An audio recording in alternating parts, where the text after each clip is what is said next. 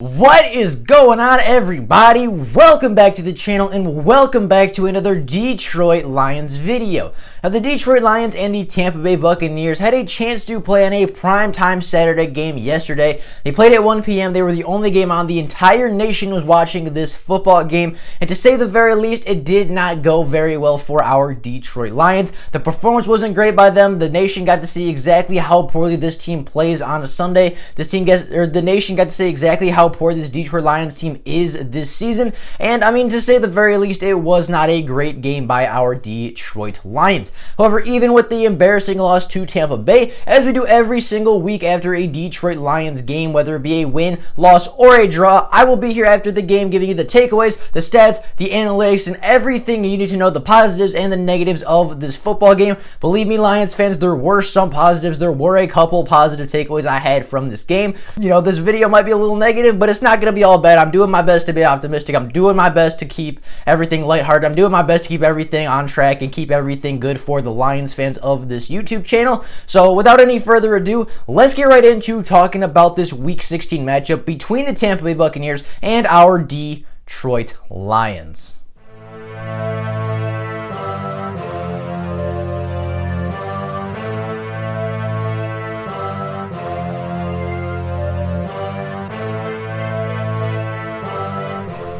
Now, starting with the stats as we always do, the quarterback play for the Detroit Lions was not the best. It was not the best performance by our quarterbacks. And I say quarterbacks plural because we had all three of our rostered quarterbacks play in Sunday's game. Matt Stafford, of course, started the game. He's been dealing with a little bit of injury this week. He was 2 of 3 for 17 yards. He did have to come out. I believe he rolled his ankle really badly. It was a very strange injury. He was kind of backpedaling and I think just came down on his ankle very strangely. You know, couldn't put pressure on it for a lot of it, and by the time he was really able to walk and put significant pressure on it, you know, enough to throw an accurate football, the game was far out of reach and it didn't matter at that point, so he did not end up coming back in.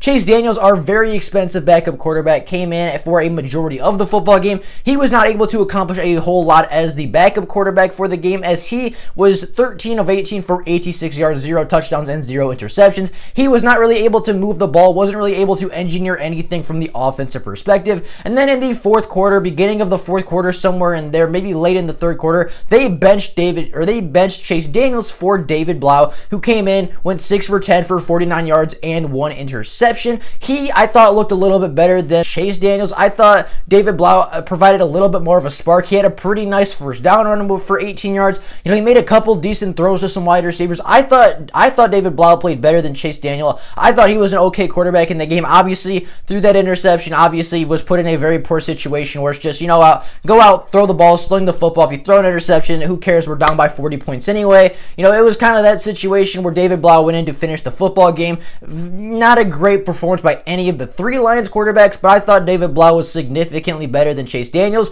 I thought Chase Daniels was very, very poor in Saturday's contest. Now, moving on to the running backs, this was one of the bright spots I thought for the Detroit Lions yesterday. Was Deandre Swift was very, very good and very efficient in this football game. He had 10 carries for 45 yards, averaging 4.5 yards a carry. Of course, he had some very big runs. He had some pretty good first down runs, very good second down runs. I mean, he made some good cuts, made some good people miss. I mean, he had a lot of very good plays for the Detroit Lions. And with the Tampa Bay Buccaneers having the #1 rushing defense as far as yards per attempt and yards in a football game, that is not a bad performance by our rookie running back. I mean, the Buccaneers, I believe, went into this game giving up just like 3.6 or 3.7 yards per carry on the season. Deandre Swift, as a rookie running back, averaged 4.5 behind a very banged up offensive line versus a Tampa Bay team that knew we were going to run the football. You know, our quarterbacks weren't playing well, so Deandre Swift didn't really have that threat on the outside, didn't really have that threat of the passing game to take any pressure off of him. So with a banged up offensive line, with very predictable play calling that played to the Tampa Bay Buccaneers' strengths, and, you know, without that threat of a passing game to really take the load off Deandre Swift, he still averaged 4.5 yards a carry, and I thought he was very, very good in this football game. I thought he was the lone bright spot on offense. I thought the offensive line didn't do horrible. They obviously allowed quite a few sacks. They didn't play their greatest game, but for the most part, especially in the run blocking, I thought they played fairly well for the majority of the football game as well. Now, Adrian Peterson came in, had 4 carries for 10 yards, nothing crazy from AP.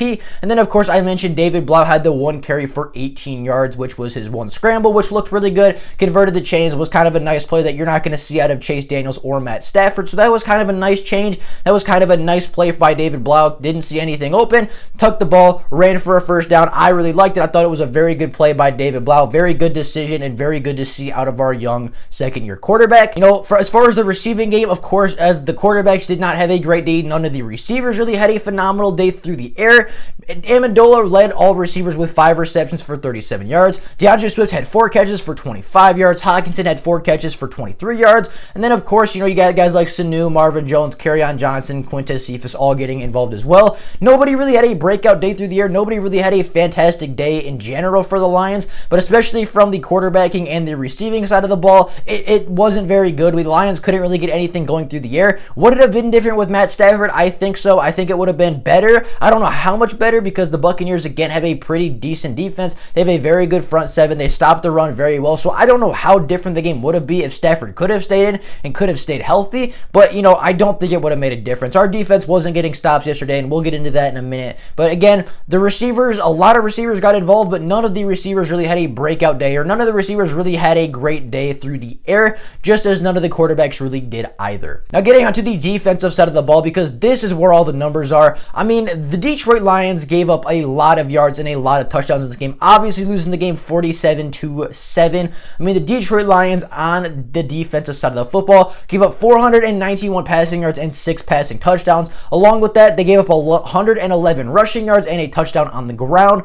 It was not very good. It was bad. It was poor. It was horrible. It was disgusting. Whatever negative verb, whatever negative word you want to use for the performance of this Lions team, it is an understatement, because it was very, very, very bad by the Detroit Lions. They did not play good on the defensive side. I thought they made a couple plays here and there. I know Romeo Quarta had a strip sack. I know Everson Griffin had a sack. I know there's a couple guys that got in there time and time again. Duron Harmon had a nice hit that was called for roughing the passer, which I thought was a poor call.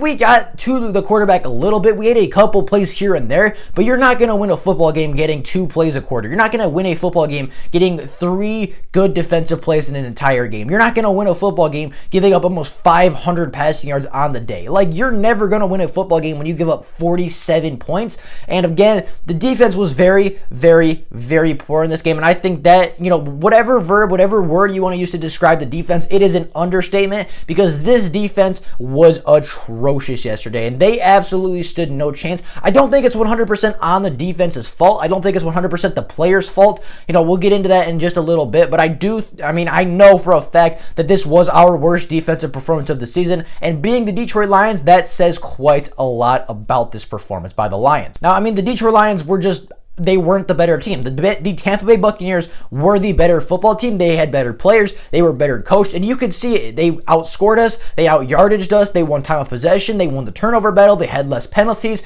They had more yards. They had more first downs. The Lions converted 1 third down in the entire game, and they did not run a single play in Tampa Bay territory until the 4th quarter. That is a bad football game from every single angle for the Detroit Lions, at least on the offensive and defensive side of the football.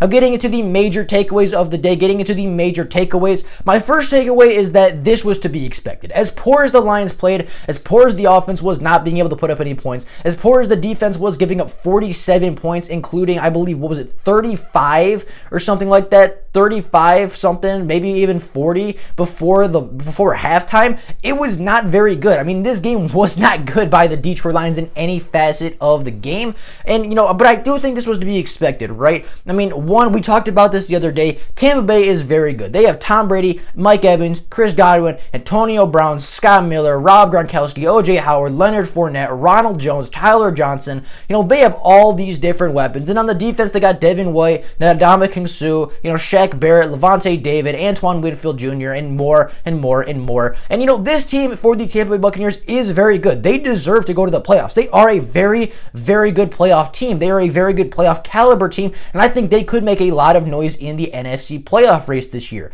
Just strictly because they are one of the more talented teams in the NFL. Again, I mentioned yesterday, or I mentioned 2 days ago, I don't think they're the most bonded. I don't think they're the most cohesive unit. I don't think they necessarily have all the timings down. I don't think they necessarily know exactly how each other are going to play like some of the great teams in the NFL do. But I do think they're one of the more talented teams in the NFL. And so far, they have been winning based strictly off of talent and not even so much as just bonding together and molding together and becoming a cohesive football team. So, I mean, when you go up against a team that good, as well as Bruce Arians, one of the better coaches to coach in the game of football, with against one of the greatest quarterbacks of all time, with two first-time play callers, our offensive play caller and our defensive play caller were both first-time play callers. And I mean, you could see it, right? You could see they weren't working. You could see Robert Prince was not the greatest head coach because he's not supposed to be a head coach. He's a wide receivers coach. He knows how to get wide receivers ready to play on Sunday. What he doesn't know how to do is to coach 53 guys. What he doesn't know is how to work with coordinators. What he doesn't know how to do is call plays or, fix everything on the fly. He doesn't know how to do that stuff because it's not his job. That's not the role he was assigned. It's not the role. It's not the job he got when he signed with the Detroit Lions. It's not his thing. He's not a head coach. There's a reason he's not going to be a head coach next year. It's because he's a wide receivers coach. He's a good wide receivers coach. He's one of the better wide receiver coaches in the NFL, in my opinion, but he's not a head coach. And I think obviously going into that football game, missing 6 of our coaches, including our interim head coach, our offensive play caller, our defensive play caller, and all of our defensive positional coaches, this was to be expected. We were not going to win this game. It would cost 16 different miracles happening at the exact same time for the Lions to even hold this game to the fourth quarter. Like, this game was a loss before the Lions stepped on the field. And as bad as it feels to say that, as sucky as that is, that, the Lions were beat before they even got to Ford Field, it is how it is this season. The Lions are very injury prone this season. The Lions are dealing with a lot of injuries. They were dealing with no coaches on the coaching staff that had ever called plays before. They were at such a disadvantage. They had so many disadvantages in this football game, holding them down before the football game even kicked off. They really had no chance in this football game. And I said it in the preview, the game could get ugly very, very early. And it got ugly very, very early for the Detroit Lions. And the Tampa Bay Buccaneers never looked back. They never took their foot off the gas until the fourth quarter, until they were up by 40 points. They never, ever slowed down for the Detroit Lions to catch back up. The Tampa Bay Buccaneers got up early. They scored touchdowns. They put in Blaine Gabbert for the entire second half. That's how bad we were yesterday. That is how poorly this team played. But again, with a first-time defensive play caller versus the greatest quarterback of all time, all those weapons, and a very good offensive mind in Bruce Arians, what do you expect from this Lions defense? What do you think that they're going to accomplish against that kind of, opponent when you don't even have a guy that's called plays for you before? I mean, it was a disappointing loss. It was an ugly loss. It was very, very bad for this Detroit Lions organization. But again, it was to be expected. We weren't going to win this football game. As much as, as optimistic as I like to be, as optimistic as many fans like to be, as optimistic as I want to be saying, oh, we can win any football game, realistically, we were never going to win this football game. Realistically, this game was out of reach before anybody even touched the field. And, I mean, it was a very poor game, and it was kind of a struggle to sit through. It wasn't a fun game to watch for the Detroit Lions. It wasn't a fun game for probably the Buccaneers fans, other than, when they were scoring, that was fun. But, I mean, they got bored of it after the first quarter. Like, it was a game that got out of hand very quickly, and truly, to be totally honest, as a Lions fan, we really stood no chance on Sunday. In saying that, with the Detroit Lions getting absolutely demolished, absolutely dominated, and obliterated on Sunday, or on Saturday, I did think the Detroit Lions had the special teams unit to look forward to. I do think with, Deandre Swift having a very good day as a rookie, of course we talked about him earlier, I did think the special teams played very, very well yesterday. I thought they were the lone bright spot of this team, and obviously putting up the only points of the game is a big part of that, but even without putting up the points, I thought they were the most well-ran and the most well-coached unit on the field yesterday.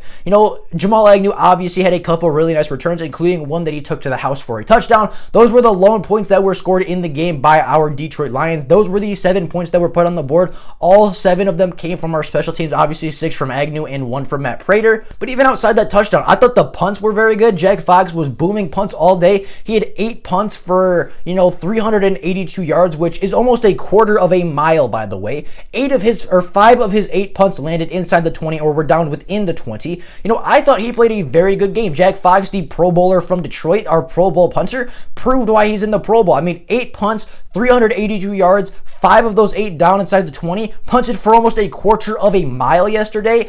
That's a great day from Jack Fox. And of course, the coverage unit was very good as well. I did not see anybody really get loose as a punt returner against the Detroit Lions yesterday. I thought their special teams played very, very well. Jack Fox was good. Agnew was good. Prater looked good for the one kick that he had. Our coverage units were good. Our, gunners were good when they went down to tackle. Our returning game was good. It was very, very good all around for the Detroit Lions on the special teams. But you're not going to win a football game if your special teams is the only thing that's good for you. If your offense sucks and your defense sucks and your special teams is elite, you're going to lose 15 football games out of 16. If you go through a whole season with an elite special teams, a bad defense, and a bad offense, you will win one football game of the year. Because the special teams can win you games. The special teams can flip games on its head. The special teams can take over and they can make the game-changing plays that you need to win a football game, but you can't rely strictly on your special teams to win you football games. That's not how you win in the NFL. That's not how you get victories. That's not how you go to the playoffs or win the Super Bowl. You can't strictly rely on the special teams. The special teams should be a complementary unit to the rest of your organization. It should be a complement to your offense. It should be a complement to your defense. It should not be the best unit that your team has, and that's where the Detroit Lions stand right now. That is what situation they sit in right now. Is they have a great special teams. Everything else, though, especially once Matt Stafford gets hurt, is absolutely atrocious. The Detroit Lions right now currently sit at the 8th selection in the NFL draft, and by the end of today, by the end of Sunday's football games, or by the end of week 16, I should say, they could be at the number 4 overall pick. The Lions could fall to the 4th pick at the end of today or by Monday, whenever the week switches over. I can't remember off the top of my head right now, but the Lions could fall this week. After week 16, they could fall to the number 4th overall pick. They have 4 teams between them. I believe it's the Panthers, the Texans, and the Eagles, and somebody else. Those 4 teams are in front of the Detroit Lions right now. If they all win today, they will all jump the Detroit Lions in draft order, and we could fall to the 4th overall pick. And of course, I don't like rooting for the Lions to lose. I do not like rooting for the Detroit Lions to lose a football game. I don't like rooting for them to lose out. I don't like rooting for them to lose, especially to a division rival like the team we play next week. But at this point in the season, week 17 of the NFL season, out of the playoffs, playing for a top 5 draft selection, I do not condone tanking, but this is the one game of the year that I want the Detroit Lions to lose. This is the one football game of the season, week 17. This is the only time in the NFL season, and this is the only time that I will ever be rooting for the Detroit Lions to lose, because I think if we do lose, I think it would be a good thing for the Lions. I'm hoping they're competitive. I'm hoping they put up a good fight. I'm hoping that we can see them put up good fights and good stats, and I'm hoping we can keep it competitive versus a Minnesota Vikings team who has had a very good second half of the football season. I think being competitive and keeping the game very close could be good for the Detroit Lions team, but ultimately, I am hoping we lose this game. Ultimately, I do not condone tanking. I never, ever would ever say we should tank this season, especially midway through the season when a lot of people got on this this bandwagon, this hype train of, we're going to tank and get, Jamar Chase. We're going to tank and get Micah Parsons, all of that nonsense. I was never on board with that until this week. This week is the only week where I think we should be losing the football game. This is the only week where I think we should, maybe last week too, maybe yesterday as well. But 2 weeks, when you're officially eliminated from the playoffs, that's when you start to bench people. That's when you start to take your stars off the field. That's when you can bench Matt Stafford. That's when you can bench Frank Ragnow. That's when you can bench Kenny and Deandre Swift. That is when your stars can take a break and heal up from the grueling NFL season they just went through. The Lions have 1 game left in the season.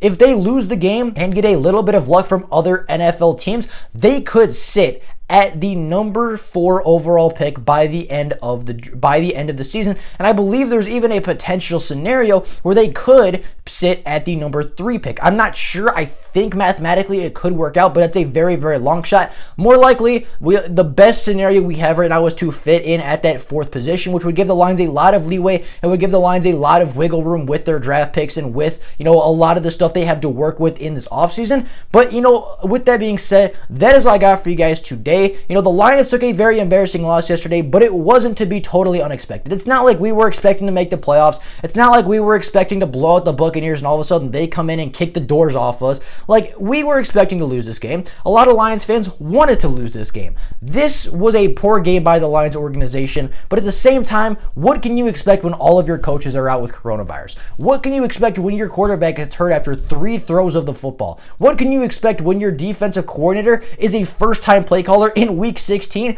versus the greatest quarterback of all time, one of the better offensive minds in the NFL right now, and against all those different weapons that the Tampa Bay Buccaneers have assembled over the season? I mean, it was not a great game for the Detroit Lions, but it was to be expected, and at this point in the season, it might be better for us to just lose these last 2 games, take it on the chin, and go into the offseason, sign our free agents, get higher draft picks, hopefully get the right guy in, hopefully get the right GM and head coaching in with the building, and come back next year stronger, come back next year healthy, ready to go, new coaches, new coordinators, new schemes, better guys. The Lions aren't in a horrible situation moving forward. They were not in a horrible situation for the future right now, but as of this point in time, the future is where the Lions can be looking. The future is where the Lions fans, where the Lions organization, and where a lot of the Lions players should be looking at this point. With all that being said, though, that is all I got for you guys today. Hope you guys enjoyed the video. Have an absolutely fantastic rest of your day. If you are new to the channel, as I said in the beginning, please consider liking the videos and subscribing to the channel. It takes only 2 seconds out of your day to do so, and it helps the channel out more than you could know. So if you could do that, just take those 2 seconds to like and subscribe. I'd be greatly appreciative for it. But with all of that being said, that is all I got for you guys today. Hope you guys enjoyed the video, and I will see you all tomorrow with more Lions content. Thank you all so much for watching. Bye, guys.